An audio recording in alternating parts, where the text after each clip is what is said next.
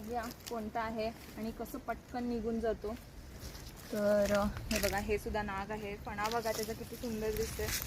Wow, वेगळ्या वेगळ्या कलरमध्ये दिसायला लागलंय.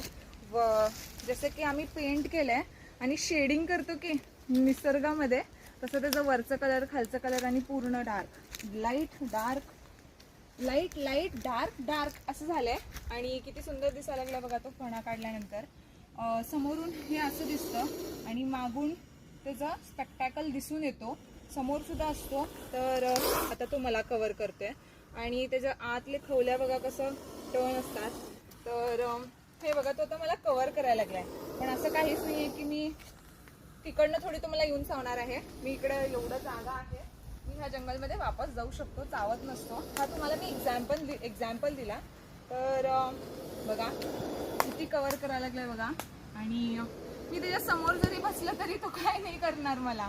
मी डिस्टन्स मेंटेन केलंय आणि खूप जरी जरा समोर गेलं, मी तिथपर्यंत जरी गेलं तरी तो काही नाही करणार, अटॅक वगैरे किंवा बाईट. फक्त तो स्वतःचं प्रोटेक्शनसाठी म्हणून फणा काढतो आणि वरती उभारतो. आणि जे हलतं चीज असते, म्हणजे आता मी तिकडून इकडे आले, मी हल्ले म्हणून तो मला कव्हर केला आणि असं असं केला. पण असं म्हणतात लोक की पुंगी वाजवल्यावर हे आणि ते, तसं काही नसतं. पुंगी काय, लुंगी जरी हलवला तरी पण तो साप हलणारच आहे. आणि आता थोडंसं त्याला भीती कमी वाटायला लागली आणि तो निघून जाईल. तर कसा वाटला व्हिडिओ नक्की सांगा आम्हाला. तर इकडे मी असंच थांबलं तर पण हो असंच थांबणार आहे.